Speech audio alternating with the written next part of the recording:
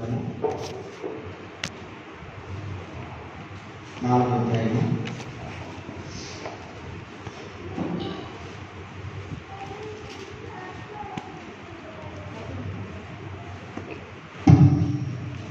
9-10 వచనాలు.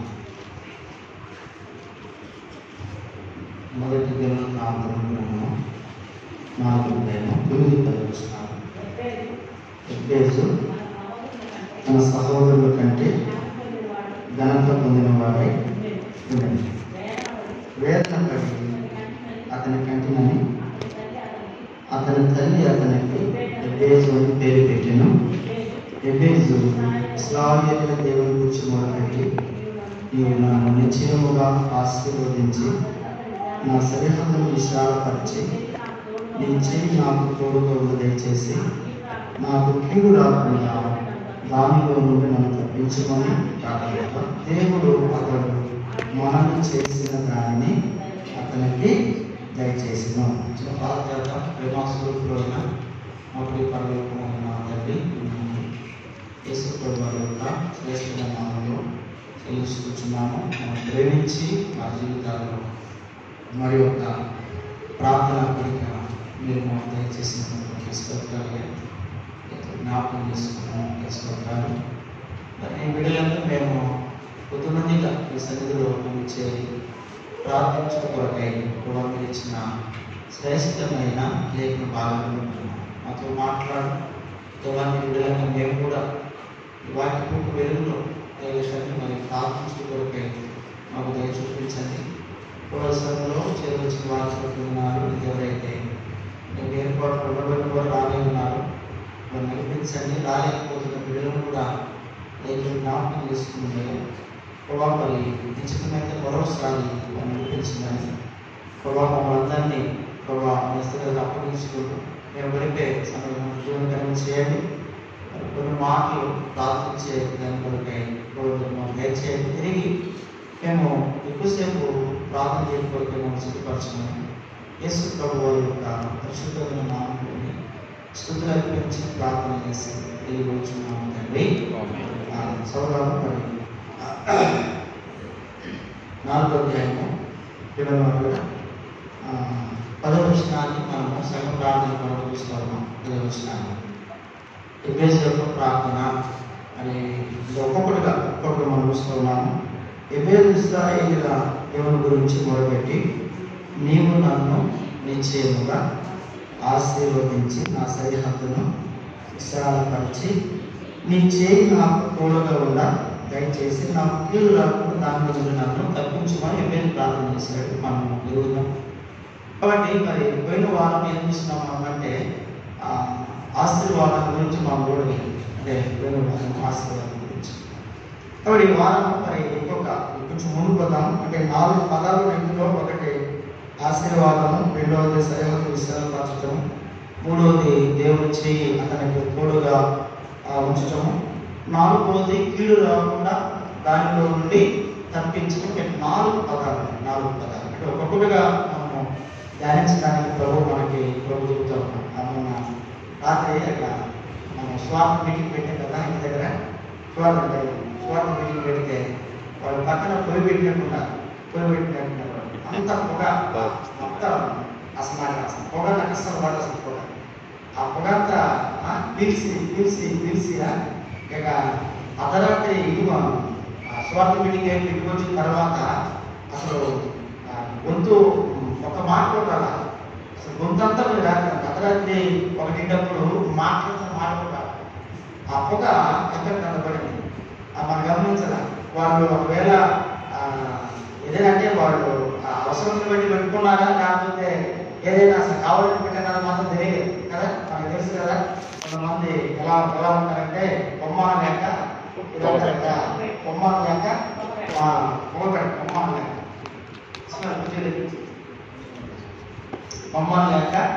మొగలు పెట్టాను కదా.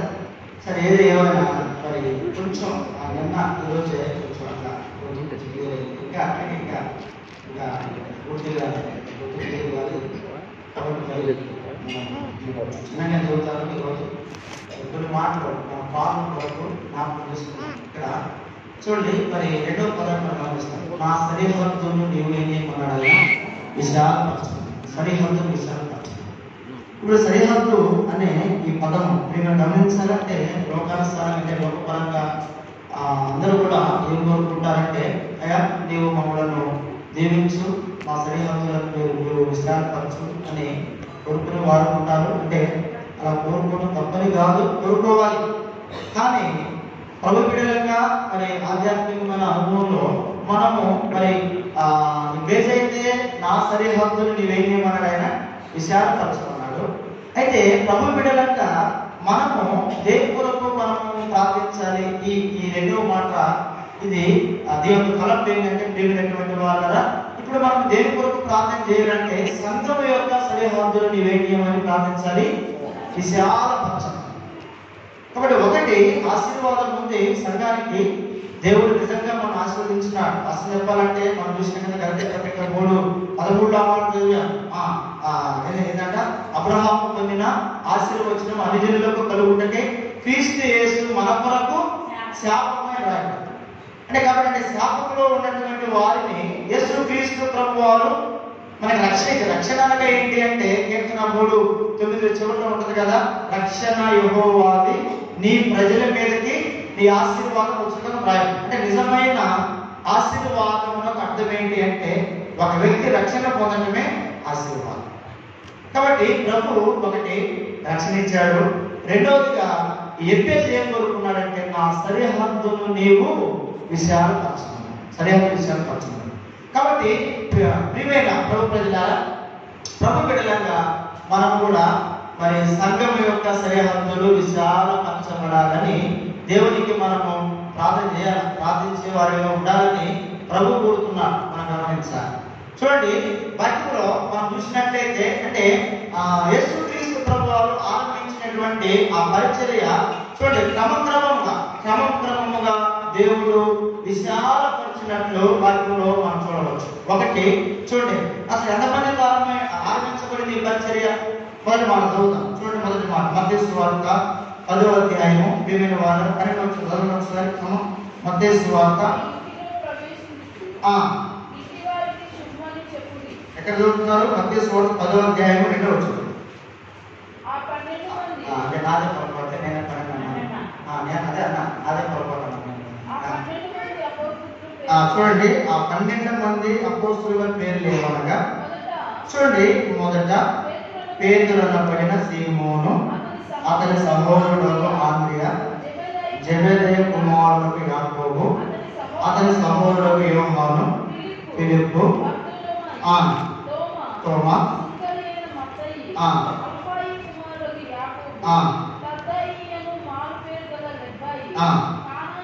కనానీయుడైన సీమోను, చూడండి ఆయనను అప్పగించిన ఇస్కరియోతు యూదా. ఇప్పుడు ఎంతమంది కనుకుంటారు మనకి? 12 మంది. గమనించాలి. ఈ 12 మందితో ప్రియమైన వార్తల యేసుక్రీస్తు ప్రభువారు మరి తనతో ఈ 12 మందితో ఈ పరిచర్యని ఆయన ఆరంభించినట్లు మనం చూడవచ్చు. ఇప్పుడు 5వ వచనంలో ఏమో రాయండి, ఈ 12 మందిని పంపొచ్చు అనే మాట్లాడారు. చూడండి, అన్నమాట 5వ వచనంలో యేసు ఆ 12 మందిని పంపొచ్చు, వారిని చూచి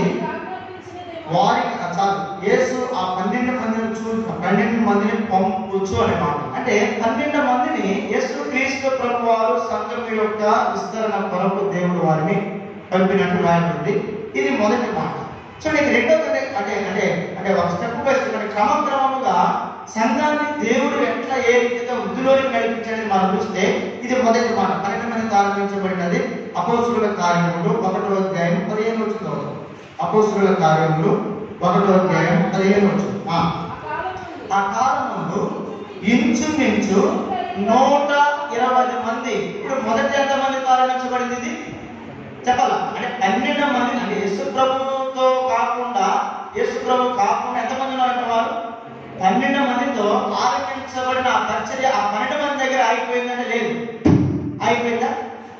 గమనించాలి. అంటే 12 మందితో కాకుండా ఇప్పుడు ఈ 12 మంది కాస్త ఎంతమంది అయ్యారంట మరి గమనించాలి. 120 మంది. అంటే చాలా మంది యేసు ప్రభుని వెంబడించారు, ఎంతో మంది వెంబడించారు ప్రభుని. కానీ చివరికి నిలవబడిన మాత్రం ఎవరంట చెప్పాలి? ఎంతమంది? ఈ 120 మంది. ఈ 120 మందితో మరలా ఇక్కడ ఆరంభించబడినటువంటి పరిచర్య ఇప్పుడు అపోస్తలుల కార్యంలో ప్రియమైన వార్తలు చదువుదాం. అమ్మ మాట చూడండి, 2వ అధ్యాయం 41 వచనం చదువుదాం. అపోస్తలుల కార్యం 2:41.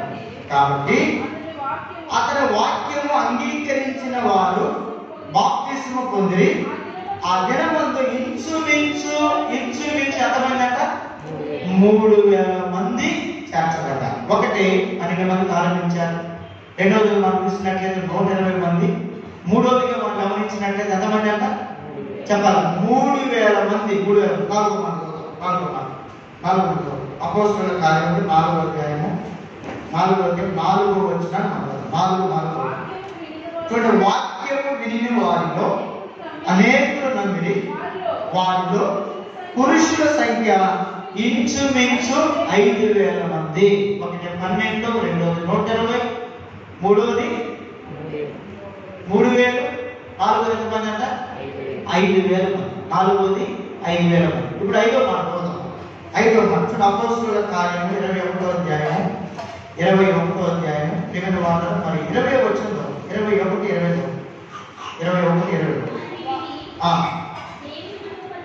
వారు విని దేవుని మహిమపరచి అతను చూచి, సహోదరుడా, యూదులలో విశ్వాసులైన వారు ఎన్ని వేల మంది ఉన్నారో చూచుచున్నారు కదా. ఇప్పుడు ఎన్ని వేల మంది అంటే అర్థం, వేల మంది అని అర్థం. ఎంతమంది అంట చూడండి. ఇప్పుడు 12 మందితో ఆరంభించబడినటువంటి ఈ పరిచర్య ఈనాడు ప్రపంచవ్యాప్తంగా ప్రియమైనటువంటి వాళ్ళ ఎంతో మందిని దేవుడు తనకి శిష్యులుగా చేసుకున్నట్లు వాక్యంలో మనం చూడగలుగుతాం. ఇప్పుడు దీన్ని ఏమంటారంటే గమనించాలి, సంఘం యొక్క సరిహద్దులు ఏం చేయబడటం అర్థము విశాల పరచడం. చూడండి, ఇప్పుడు మనం గమనించాల్సింది ఏంటంటే, ఇప్పుడు ఒక మాట మనం ఇప్పుడు చదువుతాం కదా, అపోస్తలుల కార్యం 9:31 ఏమని రాయబడింది, యోదయ సమరయ గలిలయ దేశముల అంతటా సంఘము క్షేమాభివృద్ధి నొందుచు. అంతేనా? సంఘము క్షేమాభివృద్ధి నొందుచు అనే మాట్లాడారు. అంటే సంఘానికి ఒకటి క్షేమము, రెండోది ఈ సంఘం ఏం కావాలంట అభివృద్ధిలోకి రావాలి. ఏమైనా వాళ్ళు ఇప్పుడు చిన్నపిల్లలు ఉన్నారు, మన పిల్లలు ఉన్నారు, చిన్నపిల్లలు పుట్టినటువంటి పిల్లలు ఒక పరిమాణం ఏం కావాలి, వారు ఎదగాలి. పుట్టినటువంటి ఆ తల్లిదండ్రులకి ఏమాత్రం కూడా బిడ్డల పట్ల సంతోషం అనేది ఉండదు. అంటే భౌతికంగా ఇది మనకు బాగా తెలుసు. మా బామ్మకు ఒక అబ్బాయి ఇప్పుడు ఈ అబ్బాయి ప్రశస్తావు చూసారా, ప్రశస్తావు కదా, ప్రశస్తావు చదువుతుంటాడు. అంత హైట్ ఉంటాడు. అది ఎన్ని సంవత్సరాలు ఉంటాయి ఆ పిల్లగాడి కంటే మరి ఒక 12-13 సంవత్సరాలు 12-13 సంవత్సరాలు ఉంటాయి. అంటే ఆ అబ్బాయి కంటే వెనక పుట్టిన మూడో వాడైనటువంటి వాడు వీడు పెరిగి పెద్దవాడయ్యి వీడి సంఖ్య ఎత్తుకు తిరుగుతూ ఉంటాడు. ఎవరిని అమ్మని పెద్దవాడేమో పుట్టినటువంటి ఎదగలవాడు ఇంతే ఉంటాడు. వాడికి మళ్ళా స్కూల్ అంటే వాడు తెలియనంత కాలం అంటే నేను పైలట్లేదు బాగానే ఉంటాడు. ఇప్పుడు స్కూల్కి పోయేటప్పటికి ఏం జరిగిందంటే వాడు క్లాస్ ఏమో అంటే ఇప్పుడు 7th క్లాస్ ఉన్నటువంటి వాడు ఏ హైట్లో ఉండాలా, వాడు ఇంతే ఉన్నాడు. కానీ 7వ తరగతి వాడికి సిగ్గేసి స్కూల్ పోవడం మానేసి ఎందుకు పోవట్లేదు ఏంటంటే నేను పోను నాకు సిగ్గు అవుతుంది, అతను నన్ను చూసి మరి ఇంత ఉండాలి అంటారు అని చెప్పేసి అంటారు. సరే వాళ్ళ తమ్ముడు 3వ వాడు వచ్చి వీడు సంకనెత్తుకొని అడ్డు తిరుగుతూ ఉంటాడు. మీరు గమనించాలి. నేను ఎందుకు చూస్తుంది ఈ మాట అంటే వాళ్ళ అమ్మ వాళ్ళ నాన్న అంటారు వాళ్ళ చూసి అంతా బాధపడుతూ ఉంటారు. అరే వీడికంటే ఇంకా చిన్నవాడైనటువంటి వాడు చాలా పెద్ద హైట్లో ఉంటాడు, పెద్దోడు కూడా చిన్నగా ఉంటాడని చెప్పేసి వాళ్ళు ఎప్పుడు మాట్లాడుతూ ఉంటారు. బాబాయ్ మా ఊరు కొరకు ప్రార్థన మా ఊరు ప్రార్థన అంటూ ఉంటారు. కాబట్టి నేను ఈ మాట ఎందుకు చెప్పానంటే ప్రియమైన వాళ్ళ మీరు గమనించాలి. ఇప్పుడు పుట్టినటువంటి పిల్లవాడు పరిమాణంలో ఎదగకపోతే మరి తల్లిదండ్రులకి అంత బాధ ఉంటే మీరు గమనించాలి. ఈ లోకంలో చూడండి, అంటే పాపులైనటువంటి వారి కొరకు మన కొరకు యేసుక్రీస్తు ప్రభువు ఈ లోకంలో ఆయన జన్మించి మన కొరకు రక్తాన్ని కాల్చి మన కొరకు ప్రాణం పెట్టి ఆయన సమాధి చేయబడి తిరిగి లేచి పరలోకానికి ఆరోహణమై వెళ్ళి మన కొరకు పరలోకంలో ఆయన స్థలం సిద్ధపరుస్తూ ఉన్నటువంటి దేవుడు ఆయన సంఘము విస్తరించాలని కోరుకోవడంలో ప్రియమైన వారిని తప్పుందంటారు ఏమన్నా చెప్పండి. ఇప్పుడు గమనించాలి. ఇప్పుడు సంఘం ఏం కావాలంటే సంఘం యొక్క సరిహద్దులు విశాలపరచబడాలి. ఇప్పుడు ఇది 4 నెలల అంటే నూతన వాళ్ళు వారిపొడితుల్లో అంటే నూతనమైన వాళ్ళని అందరం చూస్తుంటే ఎవరు రావడం వచ్చిన వాళ్ళే కనపడుతున్నారు. అంటే నూతనమైన వారు ఎవరు కనపడుతున్నారు, వచ్చిన వాళ్ళే కనపడుతున్నారు. కానీ కొత్త వాళ్ళు ఎవరు వస్తారని మనం చూస్తే కొత్త వాళ్ళు ఎవరు రావట్లా. అంటే ఏంటంటే ఇక ఎన్ని సంవత్సరాలైనా సరే అంటే దీన్ని బట్టి మీకు ఏమర్థమైందంటే అన్నా మేము తప్పితే ఎవరు రాదు అంతేనా. ఇంకా ఏదైనా వాళ్ళకి ఏం ప్రేరేపణ వస్తే వాళ్ళు రావడమేమో కానీ అంటే రావాలని ఏదో ప్రేరేపణ రావడమే కానీ వాస్తవంగా దేవునికి ప్రార్థన చేసిన భారతీయ వచ్చే వాళ్ళు మాత్రము. కాబట్టి సంఘము అనేది ఎప్పుడు విస్తరించబడింది, ఎట్లా ఏ రీతిగా ప్రభు బిడ్డలైనటువంటి వారు ఉండి ప్రార్థన చేస్తే ఆ సంఘము విస్తరించబడింది అంటే మొదటి మాట మనం దినవృత్తాంతము 2వ గ్రంథము ఎప్పుడు మనం చదివే మాట 2వ దినవృత్తాంతము గ్రంథం చూడండి. దినవృత్తాంతం 2వ గ్రంథము చదువుతాం మాట 7వ అధ్యాయం మొదటి మాట సంఘం విస్తరించాలి అంటే ప్రభు బిడ్డలంగా మనం ఎట్లు ఏ రీతిగా ప్రార్థించాలి అనే దాని గురించి ఇప్పుడు మనం చూస్తున్నాం. చూద్దాం అన్నమాట 7వ అధ్యాయము 14 చూద్దాం. చూడండి, నా పేరు పెట్టబడిన నా జనులు, మీరు గమనించారా, నా పేరు పెట్టబడిన నా వాడు అన్న ప్రభు. ఇది బహువచనమా ఏకవచనమా చెప్పడం వెళ్ళింది చెప్పాలి. ఏకవచనం పెట్టలేదు సిస్టర్. నా జనులు అంటే బహువచనం అది. నా జనులు అంటే అర్థం ఏంటి? బహువచనం. నా పేరు పెట్టబడి నా జనులు అన్నది ఏంటి అర్థము? సంఘంలో ఉన్నటువంటి వారందరూ కూడా దేవుని యొక్క జనులు. ఇప్పుడు వీళ్ళందరూ కూడా ఏం చేయాలంట? ఐక్యతగా కూడి వాళ్ళు ఏం చేయాలి? ప్రార్థన చేయాలి. మీరు గమనించాలా, ఇప్పుడు ప్రార్థన అనేది ఒక విశ్వాసకి ఊపిరి లాంటిది. ప్రార్థన విశ్వాసం ఏంటంటే ఊపిరి లాంటిది. ఇప్పుడు ఊపిరి తీసుకోకుండా మానవులు బ్రతకగలుగుతారా? చెప్పాలి, బ్రతకగలుగుతారా? జీవించలేరు, బ్రతకలేరు. ఒక 5 నిమిషాలు ఊపిరి తీసుకోకుండా కూర్చోండి చూద్దాం, చెప్పాలి. వచ్చిన వాళ్ళందరూ ఒక 5 నిమిషాలు ఊపిరి తీసుకొని కూర్చుంటే ఏమైంది మన పరిస్థితి? ఇక పిడుగు రావాలి. టౌన్లో ఉన్న ప్రజలు మొత్తం ఇక్కడే ఉంటారు, మొదటి అవునా, ఇక్కడే ఉంటారు. ఎందుకని ఏ ఒక్కరు కూడా. అలాగే ప్రార్థన విశ్వాసం ఎలాంటిదంట? ఊపిరి లాంటి. అంటే ఇప్పుడు విశ్వాసి మిగిలిన వాళ్ళు ఇప్పుడు ప్రభుకి ఏం చేయాలి? ఆ వ్యక్తి ప్రార్థన చేయాలి. ప్రభు చెప్పిన మాట అదే, నా పేరు పెట్టబడిన నా జనులు అన్నాడు. నా పేరు పెట్టబడిన నా జనులు ఏమన్నాడు ఆయన? ప్రార్థన చేసి నన్ను వెతికించాలి. ప్రార్థన చేసి నన్ను వెతికన్నాడు. కాబట్టి ప్రభు బిడ్డలంగా ఆయన సన్నిధిలో ఆయన ప్రజలుగా మనం చేరి ప్రార్థన చేస్తే ప్రభు ఆ ప్రార్థన వింటాడు. సంఘ ప్రార్థన ఎంత బలమైనది కాకపోతే ప్రియమైన వాళ్ళ సంఘం అంతా అత్యాసక్తితో ప్రార్థన చేస్తే పేతురు సంఖ్యలు ఏమైపోయినాయి? ఎంత ఆశ్చర్యం అది! ఇప్పుడు ఎంత గొప్ప ఆశ్చర్యం అది! కాబట్టి నా పేరు పెట్టు నా జనులు అంటే సంఘములో ఉన్నటువంటి ప్రభు ప్రజలైన వారందరూ కూడా ఐక్యతగా కూడి వాళ్ళు ఏం చేయాలి? ఇప్పుడు 120 మంది చేసిన పని అదే. అపోస్తుల కార్యము 1 మన దగ్గర మీద టైం వచ్చినప్పుడు 120 మంది వారు ఎడతెగక ఏం చేశారంటే వారు ప్రార్థన చేశారు. వారు ఎడతెగక ప్రార్థన చేస్తారు కాబట్టి ఆ ప్రార్థన 3000 మందిని రక్షణలోకి ఏం చేసింది? నడిపించింది. గమనించాలి, ఈ 120 మంది కూడి వాళ్ళు ప్రార్థన చేస్తే చూడండి, పరలోకం నుండి పరిశుద్ధాత్మ వారి మీద దేవుడు కుమ్మరించాడు. చూడండి, అంటే ప్రార్థనలో అంటే ఆయన పేరు పెట్టబడిన ఆయన ప్రజలు దేవుని మందిరములో వారు చేరి ప్రార్థన చేయడం ద్వారా చూడండి పరిశుద్ధాత్మ అనే వరాన్ని ఆ ఆత్మను దేవుడు వారి మీద కుమ్మరించాడు. ఈ కుమ్మరించిన తర్వాతే అపోస్తులైన పేతురు నిలవబడి వాక్యాన్ని బోధించిన తర్వాత ఇంచుమించు 3000 మంది రక్షణ పొందారు. ఈ 3,000 మంది రక్షణ పొందడానికి ప్రియమైన వాళ్ళ కారణం ఏంటి అంటే ఈ 120 మంది కలిసి ఏం చేశారు? వాళ్ళు ఏం చేశారు? ప్రార్థన చేశారు, చేయలేదా? ప్రార్థన చేశారు. కాబట్టి మొదటి తలంపు ఏంటంటే ప్రియమైన వాళ్ళ ఒకటి, సంఘం విస్తరించాలి అంటే సంఘంలో ఉన్న దేవుని ప్రజలనబడిన వారందరూ కూడా ఐక్యతగా కూడి వాళ్ళు ప్రార్థన చేయాలి. ఇది ప్రభు మనకి ఇచ్చిన ఆజ్ఞ, ప్రభుత్వం ఇచ్చిన ఆజ్ఞ. అంటే ఒక వారం రాకపోయినా, కొన్ని పనులు ఉంటాయి రాకపోయినా, ఒకవేళ రావాలని పెద్ద చూద్దాం ఒక మాట ఏమని, మనసు ఉంటే ఏముంటుందంట? మనకు ఏదో ఒక రీతిగా మనసు ఉంటే, అసలు మనసే లేకపోతే ఏమంటారు వాళ్ళు? చెప్పాలా? ఏమంటారు?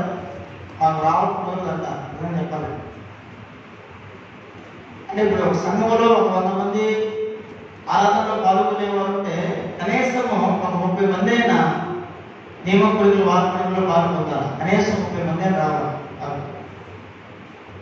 కాబట్టి పిల్లల వాళ్ళ సంఘము ఐక్యతగా కూడి ప్రార్థన చేయడం ద్వారా సంఘం యొక్క సరిహద్దులు ఏమవుతాయి అంట?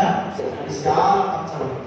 ప్రభు చెప్పిన మాట, నా పేరు పెట్టబడి నా జనులు ప్రార్థన చేసి నన్ను వెదకిని ఎడలా. 15వ వచనంలో రాయబడింది, ఈ స్థలమందు చేయబడు ప్రార్థన మీద నా కన్ను దృష్టి నిలుచుకో. ఎక్కడ చేయాలా అంటే ఇంట్లో చేయకూడదని అర్థం కాదు, చేయకూడదు అంటారు. ఎక్కడ చేయొచ్చు ప్రార్థన. కానీ సంఘముగా కూడి కూడా ఏం చేయాలంట? ఇది సంఘ ప్రార్థన, ఇది వ్యక్తిగత ప్రార్థన కాదు. ఏ ప్రార్థన ఇది? సంఘ ప్రార్థన. కాబట్టి సంఘం అంతా ఎక్కడ కూడాలా? ఆయన మందిరంలోనే కూడాలా, ఆయన సన్నిధిలోనే కూడాలా. ప్రభు చెప్పిన మాట సంఘ ప్రార్థన అంటే సంఘంతో కూడా ప్రార్థించాలి. అప్పుడు ఆయన ఈ ప్రార్థన మీద ఆయన కనుదృష్టి నిలుచును. నా చెవులు దాన్ని ఏం చేస్తాడంటే దేవుడు ఆలకించునంట. ఎప్పుడంటే నా పేరు పెట్టబడిన నాజు అంటే సంఘం అంతా ఐక్యతగా కూడి ప్రార్థన చేయడం ద్వారా సంఘం యొక్క సరిహద్దులు ఏమవుతాయి? విశాలపరచడం. ఇది మొదటి మాట. రెండవ మాట చూద్దాం. ఇరిమియా గ్రంథము 29వ అధ్యాయము 13వ వచనం అమ్మ చదువు. ఇరిమియా గ్రంథము 29:13. చూడండి, మీరు నన్ను వెదకిని ఎడలా. ఇప్పుడు చూడండి, పూర్ణ మనసుతో నన్ను కూర్చి విచారణ చేయని ఎడలా మీరు నన్ను కనుగొని. రెండో తలంపు ఏంటంటే ప్రియమైన వారు ఆ ప్రార్థన కూడా ఎలా చేయాలి అంటే పూర్ణ హృదయంతో చేయాలి. ఎలా చేయాలా? పూర్ణ హృదయంతో ప్రార్థన చేయాలని ప్రభు తెలియజేస్తాం. ఎవరితో మాట్లాడుతున్నాం మనం? చెప్పాలా? మనుషులతోనైతే నేను మనం ఎలా మాట్లాడినా ఎలా కొన్నిసార్లు ఏమంటారు, ఎవరితో మాట్లాడినా తెలుసా, జాగ్రత్తగా మాట్లాడాలి. అవునా కదండి? చెప్పాలా కదా? కొన్నిసార్లు మాట్లాడుతూ ఉంటే మనుషులే ఎన్నో లోపాలు ఉంటాయి. మానవులు ఒకటే కాదు ఎన్నో లోపాలు ఉంటాయి. చూడండి, అన్ని లోపాలు కలిగినటువంటి వారితో కొంతమంది సంభాషణ చేస్తూ ఉంటే వాళ్ళు అనే మాట ఏంటంటే జాగ్రత్తగా మాట్లాడతారు. ఏమనుకుంటున్నాం? ఎవరితో మాట్లాడుతున్నా తెలుసా? విన్నారు ఎప్పుడన్నా మాటలు? మీరు అమ్మండి విన్నారు ఎప్పుడైనా? తల్లులాగా చెప్పండి. విన్నారా? ఎన్నోసార్లు అసలు ఏమనుకున్నాయంటే నువ్వు జాగ్రత్తగా మన ఎవరితో మాట్లాడుతున్నావు. నిజమా కదండి? అంటే మనిషితో మాట్లాడటానికి అది ఎదుటి వ్యక్తి మాట్లాడే దాన్ని ఉపయోగించే పదం. అదేవిధంగా ఇప్పుడు ప్రార్థన అనగా ఏమి అంటే మనకి ఏదైతే చేత కాదో దానిని నువ్వు చేయగలవని నమ్మకమే ప్రార్థన అనిపిస్తుంది. ఏంటి అర్థం?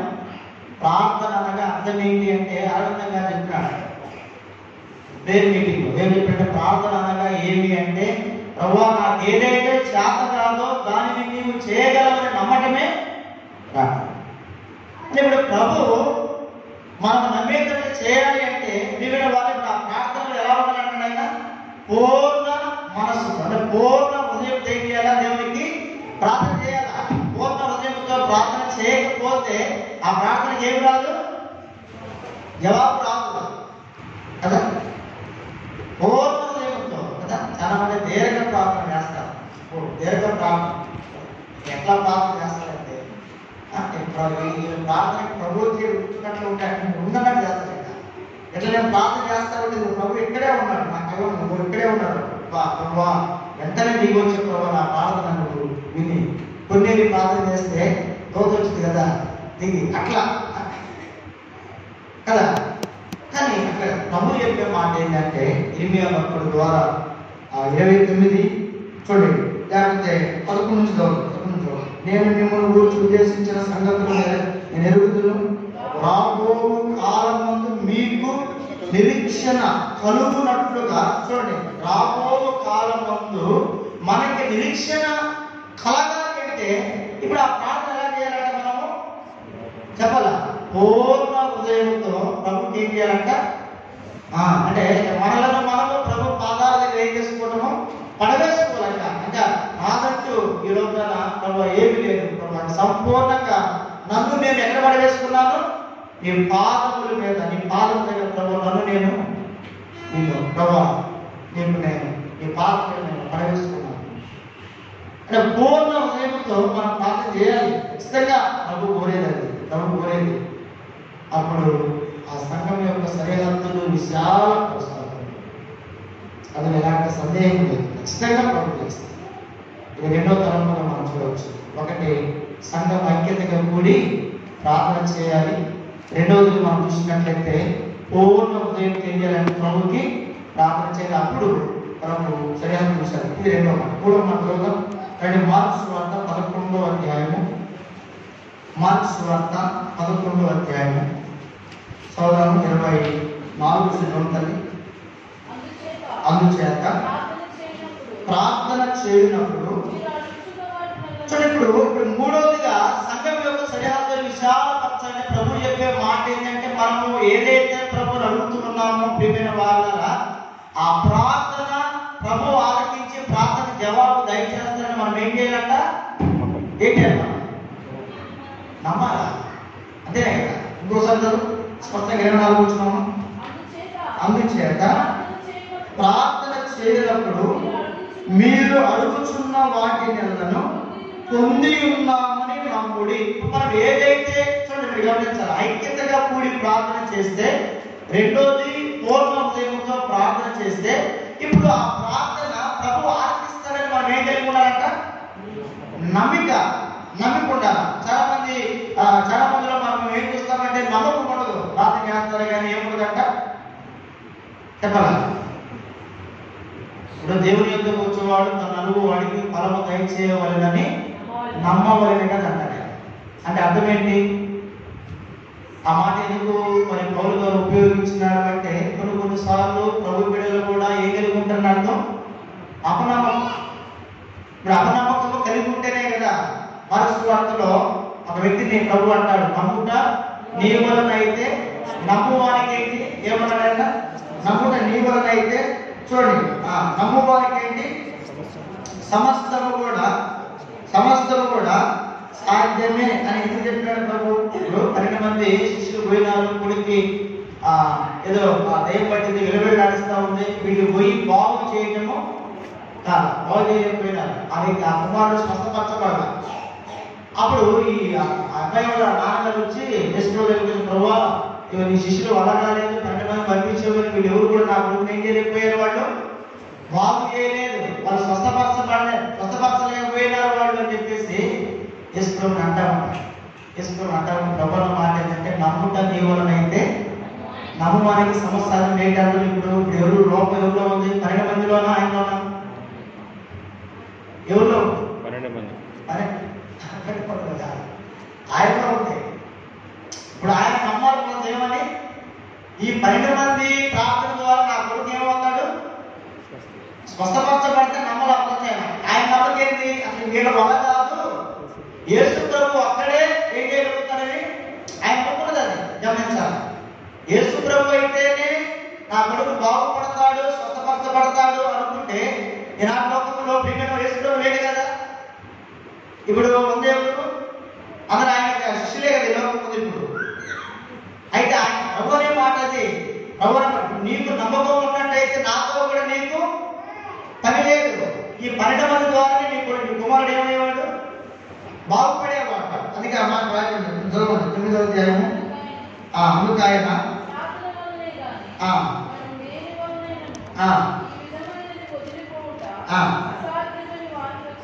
ఎక్కడ చదువుతున్నాము?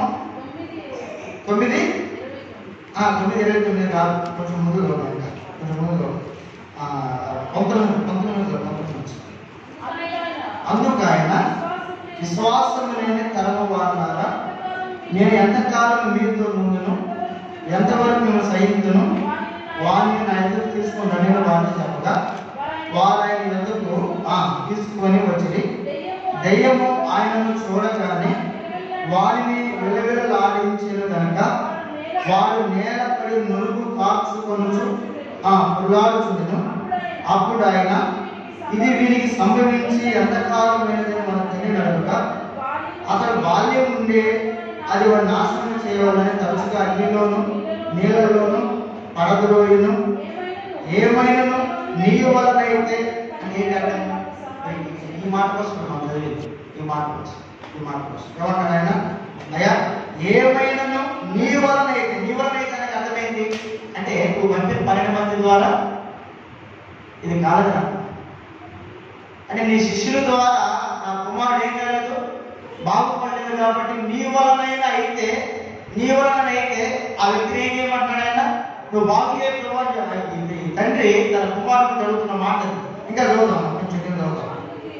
మా మీద కనికరపడి చూడండి, ఏమైనా నీ వలనైతే మా మీద కనికరపడి మాకు సహాయం చేయమని. అందుకు యేసు నమ్ముట నీ వలనైతే అన్నాడు. ఎందుకంటే ఆ మాట నమ్ముట నీ వలనైతే ఎందుకంటే ఆయన ఆల్రెడీ ఆయన దాని ముందు నమ్మకం లేదు, ఈ 12 మంది బాగు చేయలేరని నమ్మలా ఆయన. అందుకనే ప్రభు ఆ మాట ఉపయోగించిన ఏమని, నమ్ముట నీ వలనైతే నమ్మువానికి సమస్తము కూడా సాధ్యమే అన్నాడు. అంటే ఇప్పుడు మనం కొంచెం ఉంది కదా చూద్దాం. వెంటనే ఆ చిన్నవారి తండ్రి ఇప్పుడు ఆయన ఏమన్నాడంటే, ప్రభు నమ్ముచున్నాను, నాకు అపనమ్మకం లేకుండా అంటే అతనికి ఏముంది, ఆయనకి నమ్మకం లేదు అంటే ఏముంది, అపనమ్మకం ఉంది. అందుకే ఇప్పుడు మనం చదివినదే మార్క్స్ 24లో చెప్పబడిన మనం చదివిన మాట ఏమంటాడు అక్కడ చూడండి. అందుచేత ప్రార్థన చేయనప్పుడు మీరు అడుగుచున్న వాటి నెలను పొంది ఉన్నామని నమ్ముడి, అప్పుడు అవి మీకు కలుగునని మీతో చెప్పుచున్నాం. అంటే కదము మనం చేసిన ప్రార్థన దేవుడు తప్పకుండా ఆయన ఆలకిస్తాడు, ఆయన అంగీకరిస్తాడు అని మనం నమ్మినప్పుడు దేవుని వారు ఖచ్చితంగా దేవుడు ప్రార్థన జవాబు ఆయన దయచేస్తాడు. ఇది 3వ మాటగా మనం చూడవచ్చు. ఒకటి, ఐక్యతతో కూడి ప్రార్థన చేయాలి. రెండవది, పూర్ణ హృదయంతో ప్రార్థన చేయాలి. అది కూడా ఎలాగంట, ప్రభువు మనకు అనుగ్రహిస్తారని మనం ఏం చేయాలంట, నమ్మాలి. ప్రభు చెప్పిన మాట. కానీ ఇది 4 మనం చూద్దాం. యాకోబు రాసిన పత్రిక 5:16. యాకోబు రాసిన పత్రిక 5:16. యాకోబు రాసిన పత్రిక 5:16 చదువుతుంది.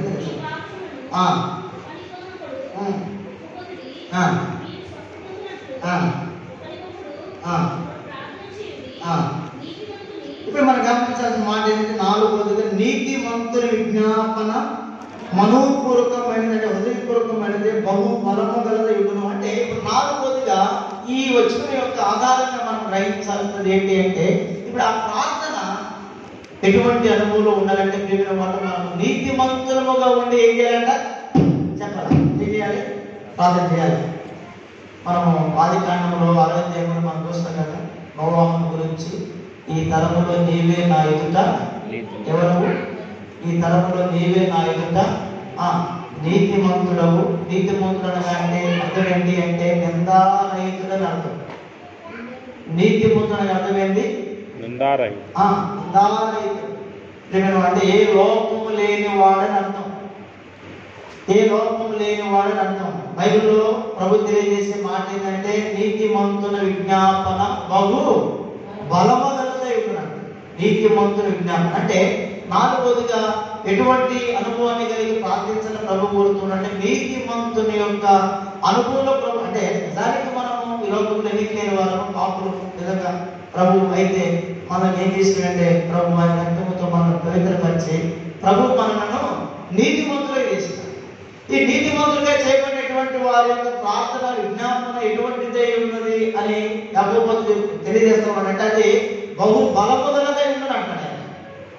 బహు బలముగలదంటే చూడండి, ఈ బలము కలిగినటువంటి ప్రార్థన ప్రియమైన వారి సంఘం యొక్క సరిహద్దులు ఏం చేసింది? విశాల ఎంత బలము కలిగిన ప్రార్థన. నాలుగోదిగా నీతిమంతుని జ్ఞాపన అయి ఉండాలి ప్రభు బిడ్డల యొక్క ప్రార్థన. ఇది ప్రభు చెప్పే మాట. చివరిగా 5వ మాట చూద్దాం. చివరిగా 5వ మాట చూడండి. యోహాను రాసిన మొదటి పత్రిక చివరిగా 5వదిగా ఎటువంటి అనుభవం ఉండాలి? 3వ అధ్యాయము యోహాను రాసిన మొదటి పత్రిక 3వ అధ్యాయం 22వ వచనం. మరియు మనం ఆయన ఆజ్ఞలను గైకొనొచ్చు ఆయన దృష్టికి ఇష్టమైనవి చేస్తున్నాము కనుక మనమేమి అడిగినను అది ఆయన వలన మనకు ఏమంట చూడండి. అంటే ఇక్కడ ఏం కనపడుతుంది మనకి? మరియు మనం ఆయన ఆజ్ఞలను గైకొనొచ్చు ఆయన దృష్టికి ఇష్టమైనవి చేస్తున్నాము కనుక అనే మాట. ఆయన ఆజ్ఞలను గైకొనటము, ఆయన ఇష్టమైనవి చేయటం అనగా అర్థం ఏంటి అంటే, ప్రియమైనటువంటి వాళ్ళ ఈ మాట లోబడు స్వభావముతో ఈ మాట మనం పోల్చవచ్చు. ఈ వచ్చిన అంటే గమనించాల, దేవుని ఆజ్ఞలను ఎవరు గైకొంటారు?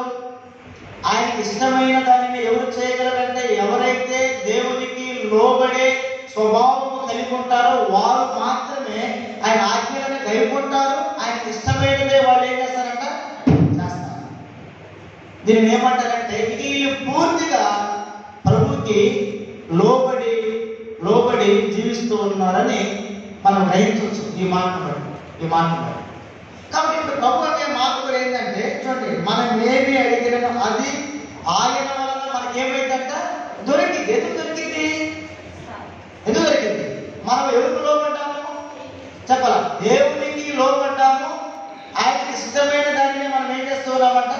చేస్తూ ఉన్నాము. కాబట్టి మనం ఏదైతే అడుగుతామో దానిని ప్రభు తప్పక మనకి ఆయన దయచేస్తారు.